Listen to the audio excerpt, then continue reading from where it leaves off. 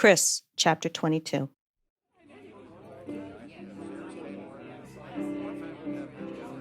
We finished our last set, which was probably one of the best we ever played. There's just something about a compliment that makes you want to live up to it. The semester was nearly over, and we all had some tests next week, so we decided to make it an early night.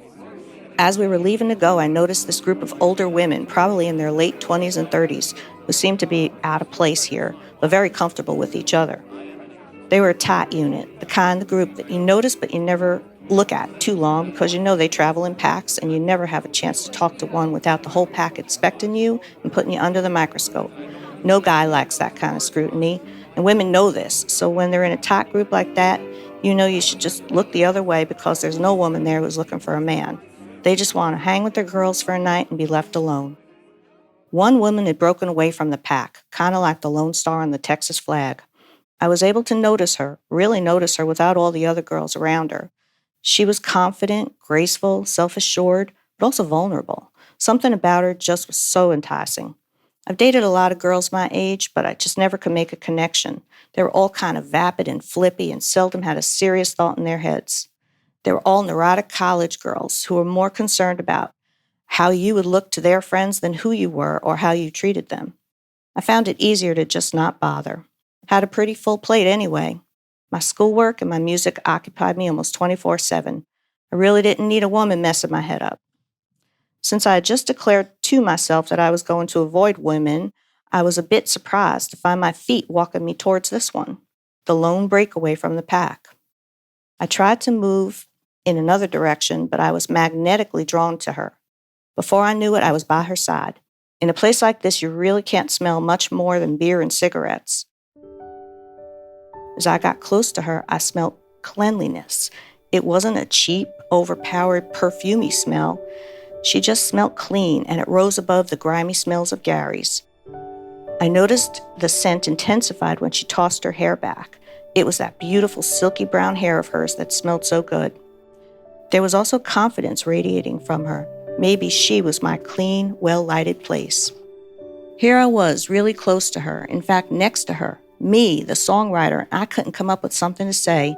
This was terrible. A woman who could actually make me tongue-tied? I had never had this feeling before. As if she read my mind, she miraculously let me off the hook and spoke first.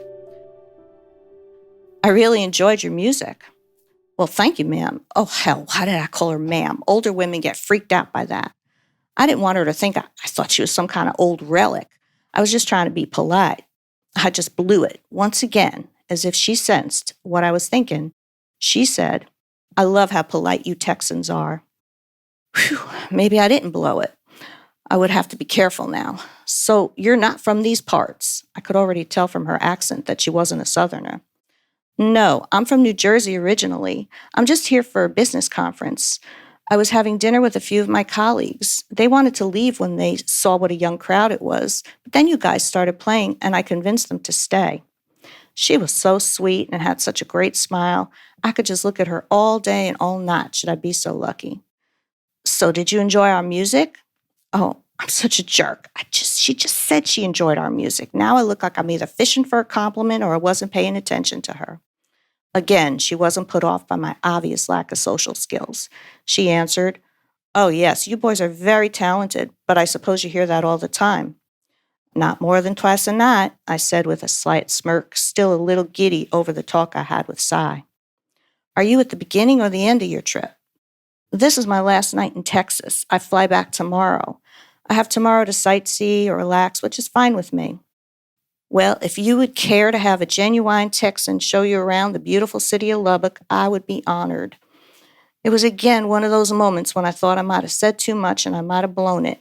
She was with her posse. What would she want to do with some kid from a cheesy bar?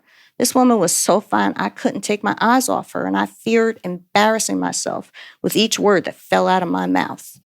I mean with your colleagues, of course. She smirked a bit and said, Of course, as if she knew I had just thrown that in to be polite, but I wanted her all to myself, and I couldn't care less about showing the other women around town. We actually didn't make any group plans for tomorrow. Most of the people I'm with are making earlier flights. I would love to see this beautiful town of yours.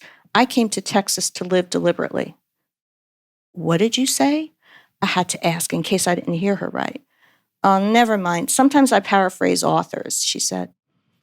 That was Thoreau. He's my favorite. I went to the woods because I wished to live deliberately, to front only the essential facts of life and see if I could not learn what it had to teach, and not, when I came to die, discover that I had not lived. I knew that quote by heart. I could tell she was impressed. Heck, I even impressed myself with that one. Yes, that's exactly the quote I was alluding to. Wow, no one ever gets my little quote paraphrases. You must be very well read. She seemed genuinely excited. I'm majoring in English Lit over at Texas Tech. I know what you mean, though. I often feel like people don't get me. When I write songs, I try to put things in simple terms so I can reach more people. If I really wrote what I was thinking, nobody'd understand it but me. So what's wrong with that? You have to be true to yourself. You can't let others' limitations limit you, she said.